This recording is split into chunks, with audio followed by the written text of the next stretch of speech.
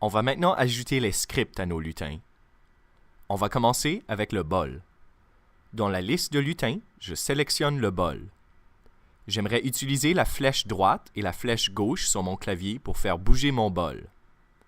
Et donc, dans la catégorie événements, je prends le bloc quand le drapeau vert est cliqué. Ensuite, dans la catégorie contrôle, je prends une boucle répétée indéfiniment et je la place juste en dessous du bloc quand le drapeau vert est cliqué. Toujours dans la catégorie contrôle, je prends une boucle si alors et je la place à l'intérieur de la boucle répétée indéfiniment. Dans la catégorie capteur, je prends le bloc touche espace pressé et je le place dans l'entrée de ma boucle si alors. Je pèse la petite flèche sur ce bloc et je choisis flèche droite. Je me rends ensuite dans la catégorie mouvement et je prends le bloc ajouter 10 à X et je le place à l'intérieur de la boucle si alors. Avec ça, mon bol bougera vers la droite lorsque je pèse la flèche droite sur mon clavier. De retour dans la catégorie contrôle, je prends une autre boucle si alors et je la place en dessous de ma première boucle si alors, à l'intérieur de ma boucle répétée indéfiniment. Je me rends dans la catégorie capteur et je prends encore le bloc touche espace pressé et je le place dans l'entrée de ma deuxième boucle si alors. Encore une fois, je pèse la petite flèche sur ce bloc et cette fois je choisis flèche gauche.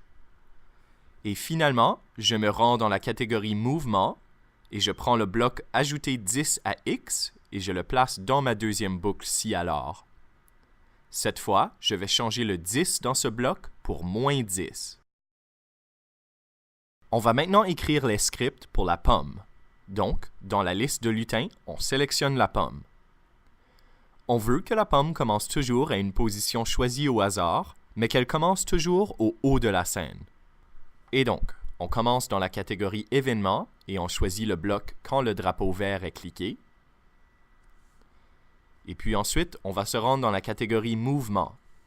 On prend le bloc aller à pointeur de souris et on le place juste en dessous du bloc quand le drapeau vert est cliqué.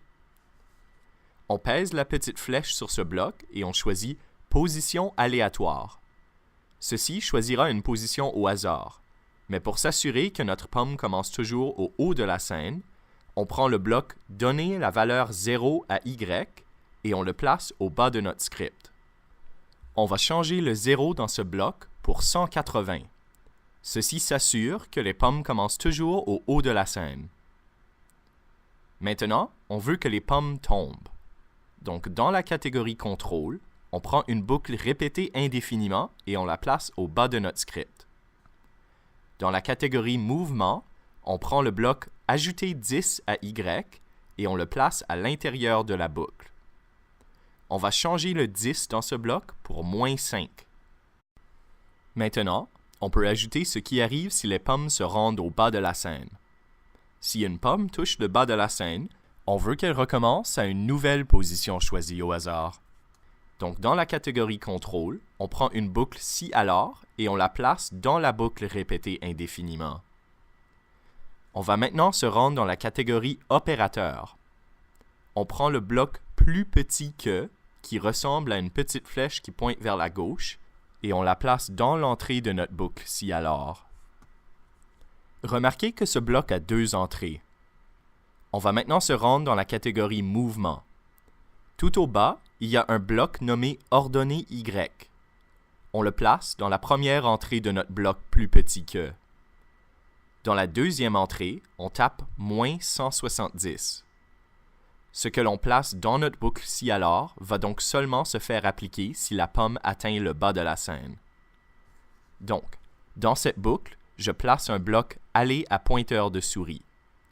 Je pèse la petite flèche sur ce bloc et je choisis position aléatoire. Finalement, je prends le bloc donner la valeur 0 à Y et je le place dans la boucle. Et puis, je change le 0 à 180. Pour terminer, je vais ajouter ce qui se passe si la pomme touche le bol. Pour ça, on va faire un deuxième script. Donc, dans la catégorie événements, je prends le bloc quand le drapeau vert est cliqué et je le place à côté de mon premier script. Dans la catégorie Contrôle, je prends une boucle répétée indéfiniment et je la place au bas de mon script. Je prends une boucle si alors et je la place à l'intérieur de ma boucle répétée indéfiniment.